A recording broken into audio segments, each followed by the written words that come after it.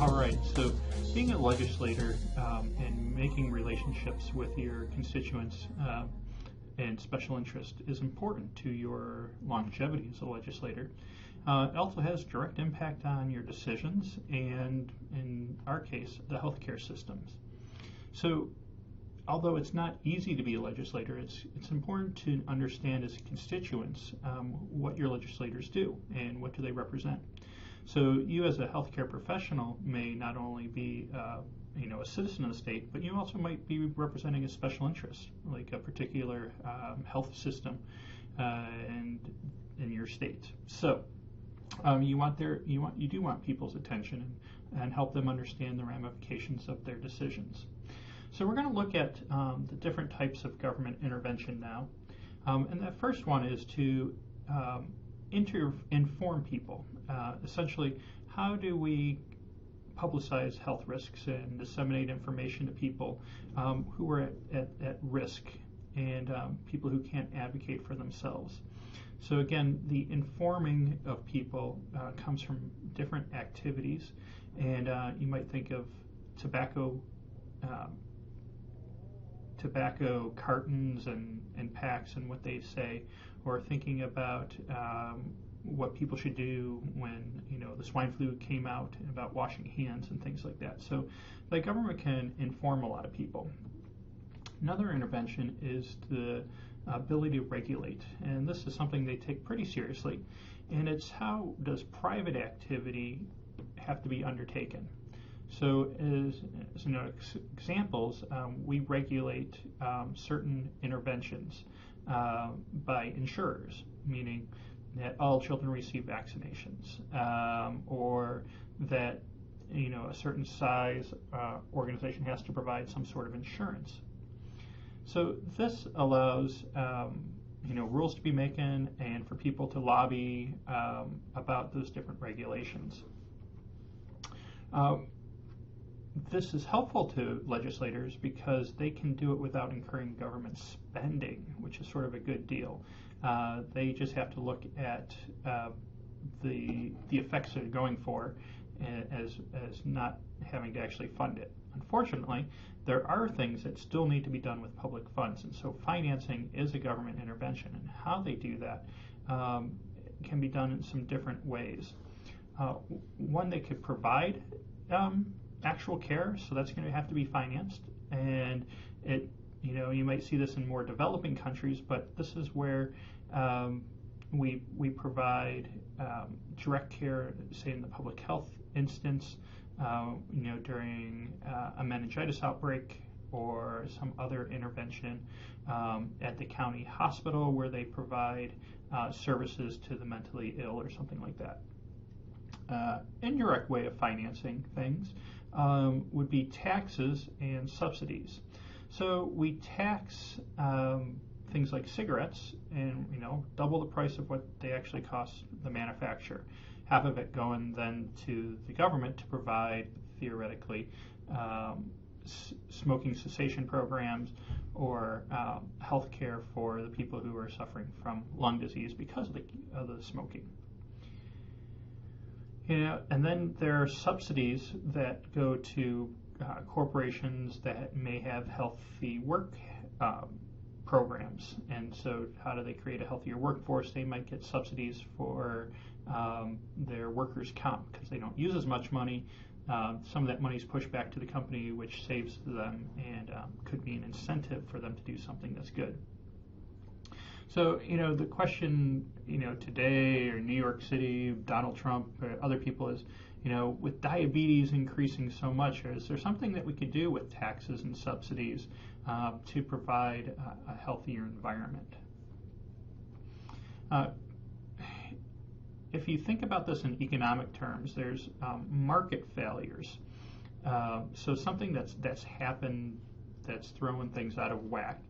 And the government is ideally predicting these things and intervening early, but sometimes they have to just try to correct it once they found an issue.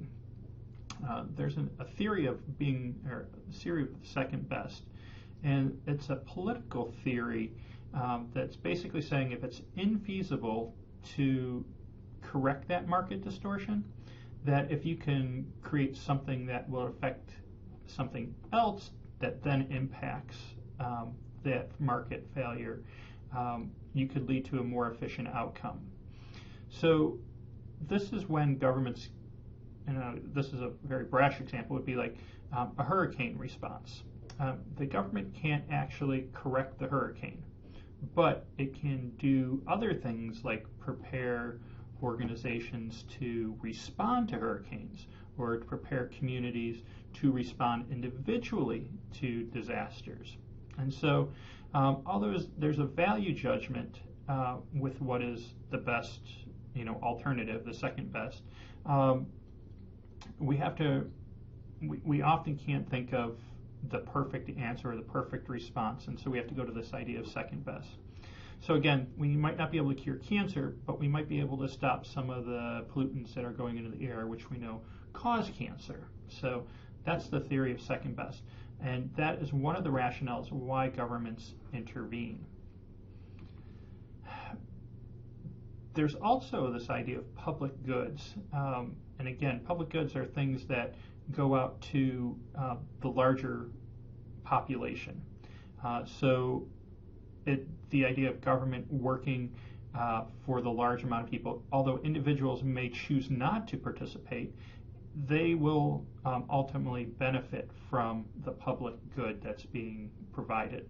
So you might think of the water you drink from the city system.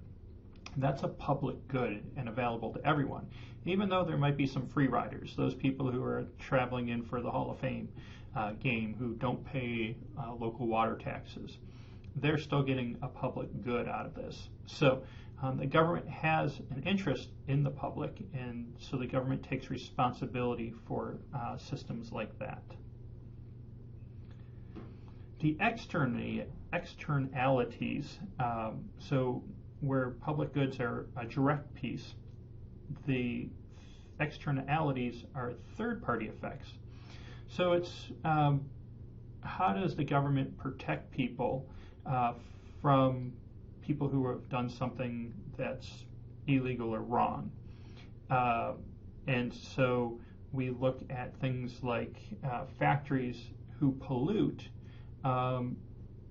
don't actually pay for anything around air quality, but there are taxes for cleaning up the environment and producing regulations that will ultimately help everybody.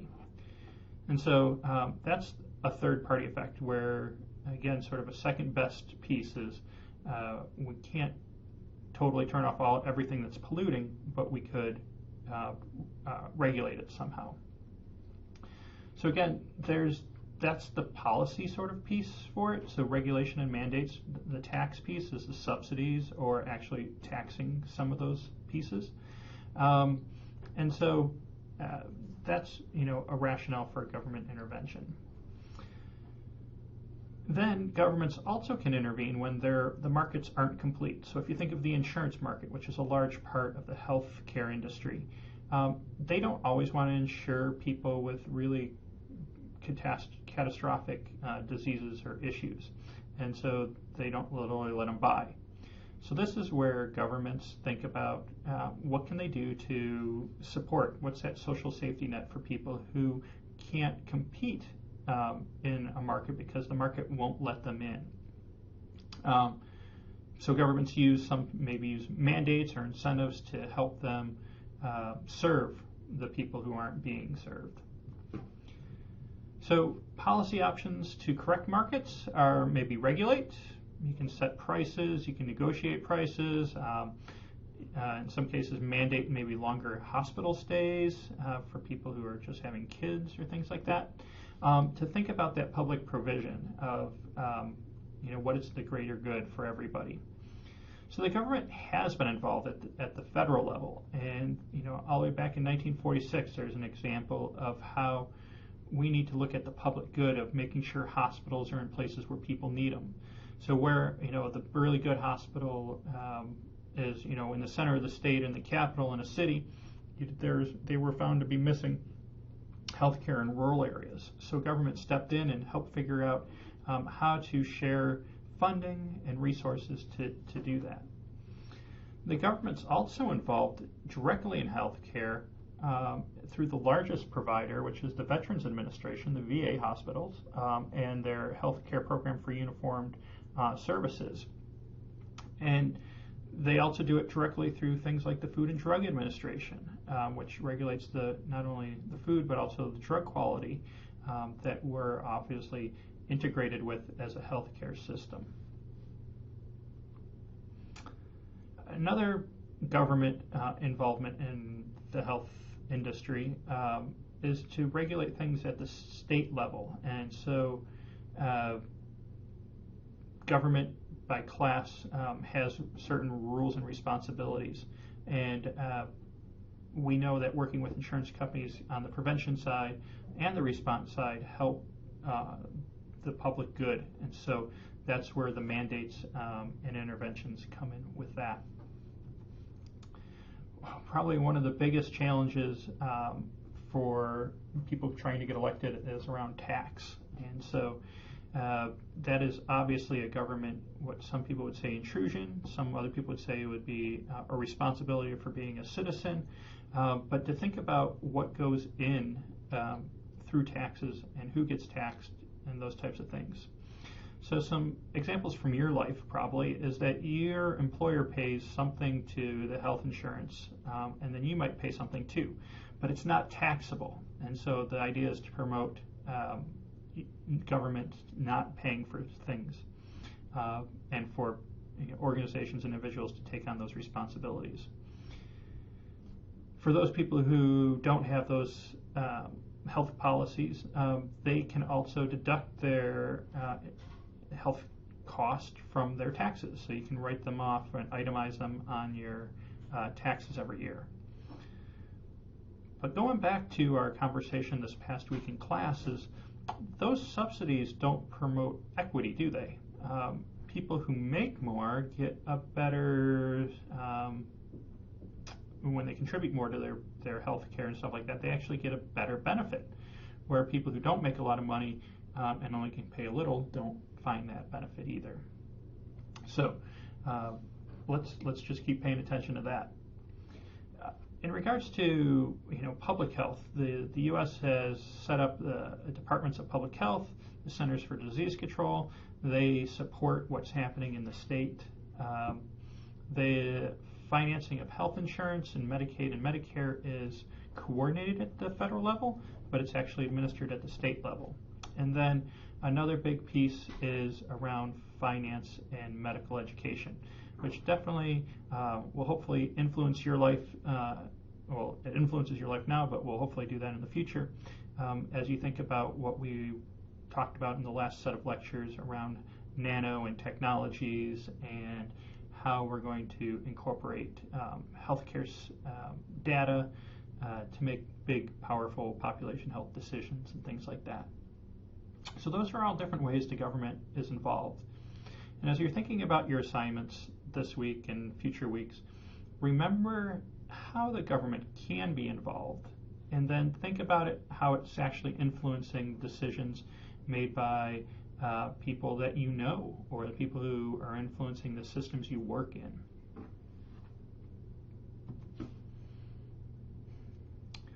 So a lot of people would say the government's failed at doing good health. I mean, obviously, we do not have a good healthcare system compared to other countries in the world who spend a lot less.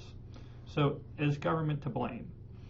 And, is our form of government a hindrance to what's happening in our healthcare systems? The challenge is it's hard to agree on what objectives to use. What is success and what isn't success? And for some people, it's about personal choice. And if we limit personal choice, then we have failed. Or if for other people, it's about, does everybody have the same access and to care based on their needs? And so there's some sort of equity and justice within that. And if we don't have that, we failed. And so it's really difficult to grade the government. We know that there are lots of ways to get better, and part of our job is to be a part of the government process to help them figure out what's important, and based on our professional experiences as healthcare professionals, and also to understand the impact that their policies and regulations have on our daily life as consumers and citizens. From a government failure perspective, there's this idea of local capture. So it's basically that politicians are like everybody else. They want to maximize the votes that they get. So instead of doing what is good for the economy, they may do what's maybe good for a special interest group. Now remember, we could very well be one of those special interest groups. The idea is that they want to reward their voters with something like a monopoly or some sort of public good in order to demonstrate their connectedness to you, so that you'll again vote in support for them or provide them money and resources through their taxes. Again, not illegal or necessarily unethical, but the idea that politicians have a job, and their job is to maximize the votes that they get.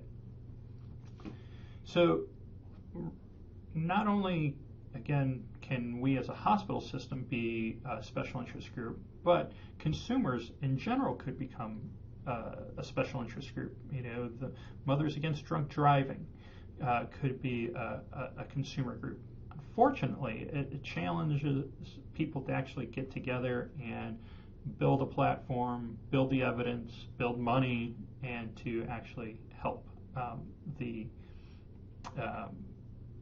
help the legislator figure out how he would or she would benefit from their patronage. Of course, this theory has some critics, and so basically it assumes that every official is self-centered or self-interested, which is not always the case. And it doesn't leave a whole lot of room for ideology, because you sort of go with the highest bidder or what has the most interest. And so it's not always, this idea isn't always going to be the perfect one for you. Another reason people blame the failure of government is based on just the size and the bureaucracy and its inefficiencies. Government is a monopoly in a lot of ways, and it tries to provide the goods, again, roads, health insurance, those types of things, at its minimum cost. And unfortunately, there's short-term gains and long-term losses that happen with some of these ideas. So with the quick fixes, we may be cleaning up environmental spills, which is what's needed for the PR and for the immediate life threat. But it's hard to think about how do we prevent those spills from happening in the first place from a health perspective. How do we manage hospitals so that they're ready for a disaster? Those types of things. The sort of third reason that governments are viewed to be, as failures is they just don't have the capacity to administer. And so, whether you're one side or the other on the political spectrum, government jobs are not lucrative.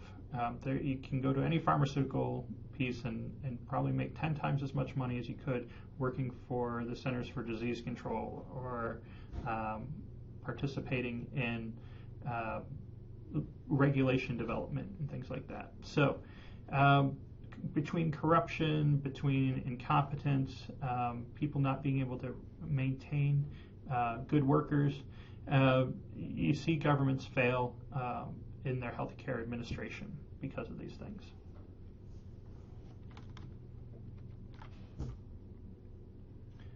So failure of government is not its fault necessarily. We certainly have a role to play as participants in government through our voting, through our political patronages, and how we present evidence and those types of things. So there is an intersection of both public and private sectors.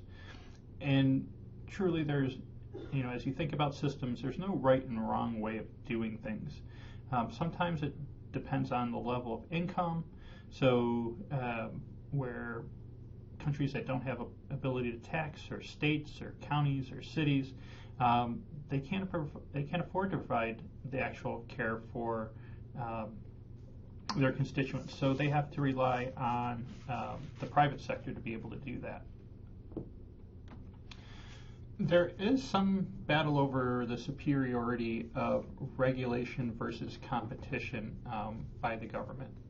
And so there's maybe it's more of a balance than a battle, but we can truly regulate, we can increase government involvement through regulation, and we can make things probably super complicated to make sure that we get to the ends that we're at. Or we can balance that with competition by reducing regulation and allow the markets to correct what's going on. And so if letting insurance companies fail if they've mismanaged their money, or a hospital system that is losing their ability to do something because of lack of market awareness. And so this is challenging because with competition, there's an emphasis on decreasing the regulatory, and so we run the risk with true competition of seeing some catastrophic pieces where then people would fall through the cracks. All right, so I want to go over the states and healthcare again sort of quickly so that you can see the connections between what we've been talking about. So how governments influence healthcare policy. Remember, information, so the advertising and marketing of services, warnings, specific products. They can expand funds for programs. Those are the subsidies. Those are the direct payment for different services. They can regulate. They don't want to have monopolies by individual corporations because prices then go up and competition goes down, type of thing. They can oversee employment and understand that they can regulate those types of things around disparities, having required insurance types of things. So then obviously they can oversee health insurance regulation and prescription regulations and human subjects research. They also will again be balancing public regulation for the health's sake and the rights of private individuals, and that's sort of that competition versus regulation, but at the personal level. So we can regulate companies, we could also regulate individuals, and so the question is how much is too much, or what's not enough, and where we have a public risk. So how do they actually do this? Well, they have law and policy powers of government. So the powers of public health agencies are given to the states to directly protect and promote health. And so whether that's limiting exposure to certain toxins, or if it's providing regulation around water qualities. The state also retains the right to police. So a person or a corporation can be fined, jailed, etc., for violating the health edicts of the state. And of course, they have the power to tax and to spend on certain health behaviors, which is a pretty big deal for us in the healthcare industry. And of course, they're trying to make a case for the public's welfare for each of these. So simplicity is the governors and legislatures pass laws, allocate money, and provide oversight. The people who actually do the regulation part, visit your company, your hospital, etc., are state agencies, and they are there to license and accredit and enforce the ideas around public health. Remember that third part of government, which is the courts, and that's a big deal. It plays out seems to be every month or so for the federal government, and it's the courts help decide the scope of the law and who it actually works for, or if it's constitutional at all. And it provides that balance of government and individual rights. And they also have a punitive role, meaning they can punish people for violating the different laws. So the scope and the role of each branch of government is pretty important. All right, so Medicaid. I'm going to hit Medicaid and sort of as a quick overview because it's a huge part of how we get funded in the healthcare industry and a driver for the healthcare systems. So the state's role in Medicaid is to set eligibility requirements and understand what the benefits are that they're going to give. They oversee the payments, enrollment and its coordination, the financing and distribution of the money, and the overall administration of Medicaid within the state. So, and it's important to know the state role, and then also remember that the federal government sets those minimum rules and provides half the cost. So we have some sort of accountability to the federal government. And it is the largest grant in aid to the states. And with that comes a lot of influence, and so state legislators and local governments have to play the game around budgets and understanding the influence of Medicaid. Remember, this is very different across states. States have flexibility. So what we're experiencing in Ohio is probably different than Texas or California.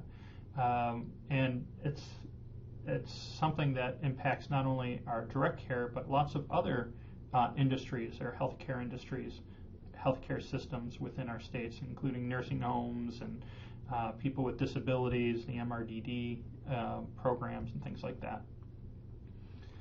So what does that look like in Ohio? Well, the distribution of money of Medicaid has been broken down into different groups. The aged, meaning people who are older, people who are disabled, who can't work for themselves, adults for some reason who don't make enough money, need support, and then children. And the stereotype is that there's a certain group of people who just don't work and choose not to work, and they're gobbling up all the Medicaid funds. Well, the reality is, and I've left the website so you can go check it out too, is that children are our biggest consumers of Medicaid, and is this rightful, just, and is it equal? So the distribution of funds in the United States pretty much mirrors what we distribute in Ohio, or vice versa. Where again, about half of our funding goes to children.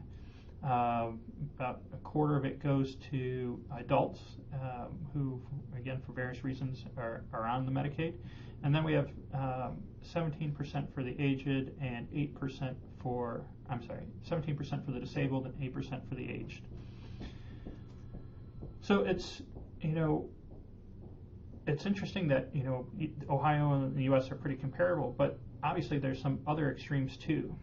So if you look at children, it goes as low as 26% in Massachusetts.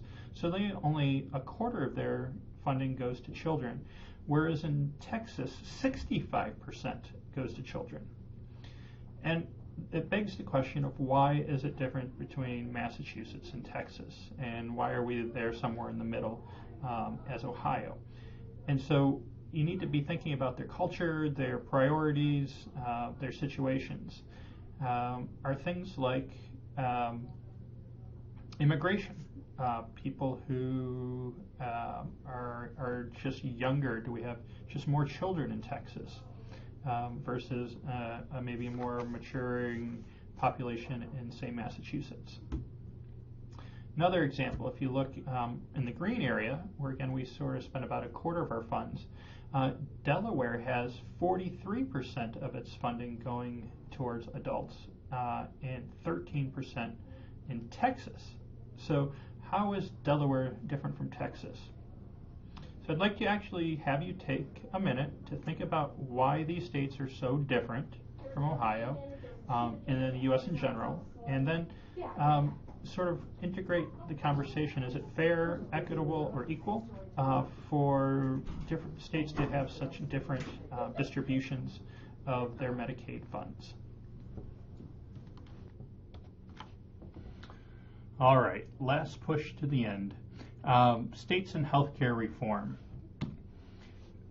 So if we have these failures by the government, if we understand the challenges of regulation and balancing private rights and competition, we have to put those all together and think about how do we get things that are better. And so the state has a role in healthcare reform. It has the opportunity to look at financing, for example. So again, it could increase the minimum levels for eligibility, where we can say you have to have 1/2 of the poverty level to access Medicaid, as opposed to 3/4 of level which it is now.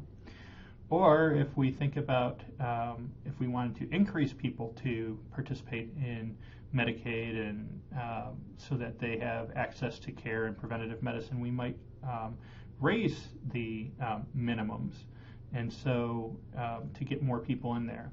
The idea of the woodwork effect is that people will come out and join the program if they can now get into it. And so we have these people coming out of the woodwork to be able to be part of a different insurance policy and program if it comes into place.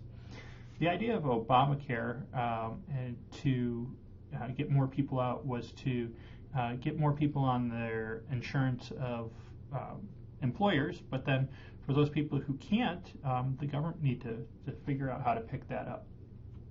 So, we're continuing to increase our enrollment for our different programs. So, in between 2013 and 2016, just in Ohio, we increased 26.72% of the people who were enrolled in Medicaid and the Child Health Insurance Program, CHIP.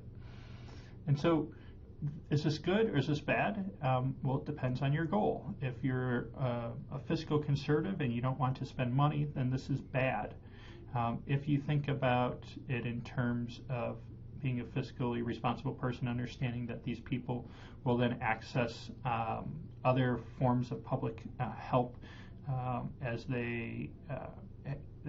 underlying conditions exacerbate and they get sicker, and you end up paying more money that could have been headed off by prevention.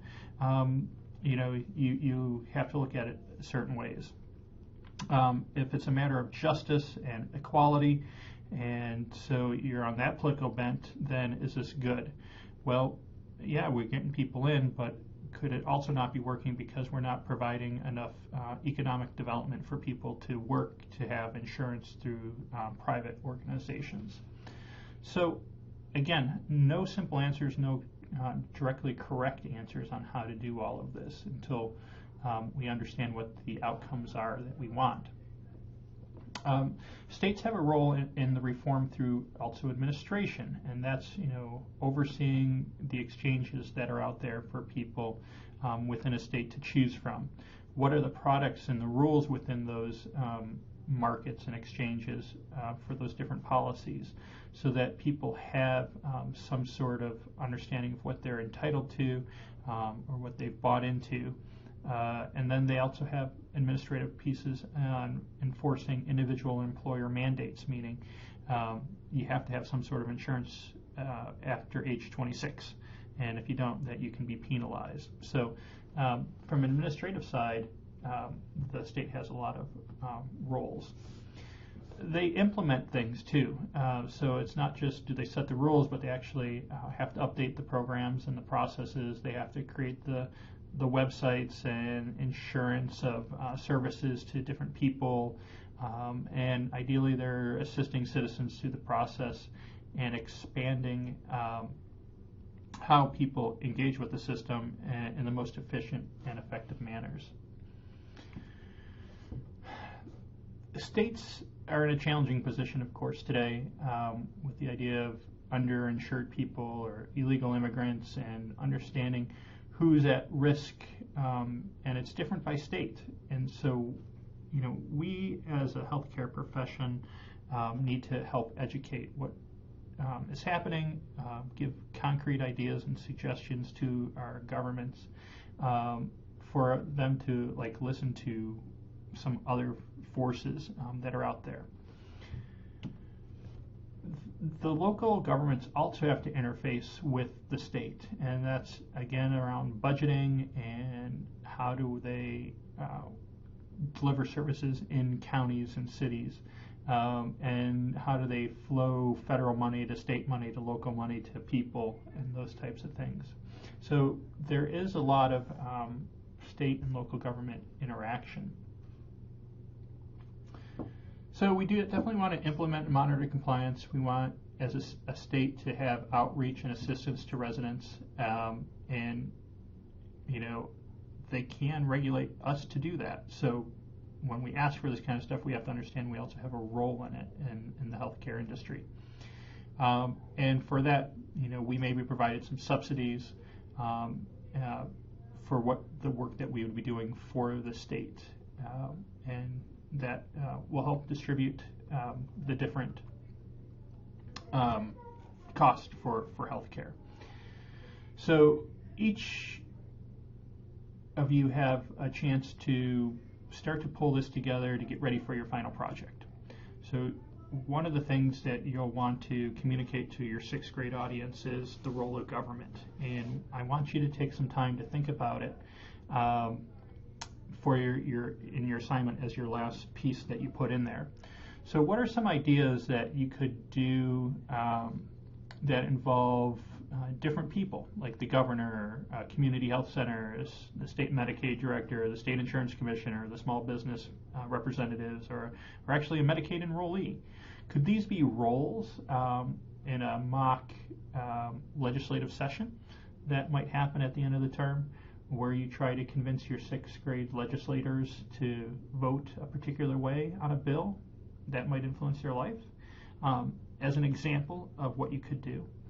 So think about how the government, state, local, and federal government influence healthcare in the United States, and how important is that for somebody who's going to be a voting citizen in just a few years?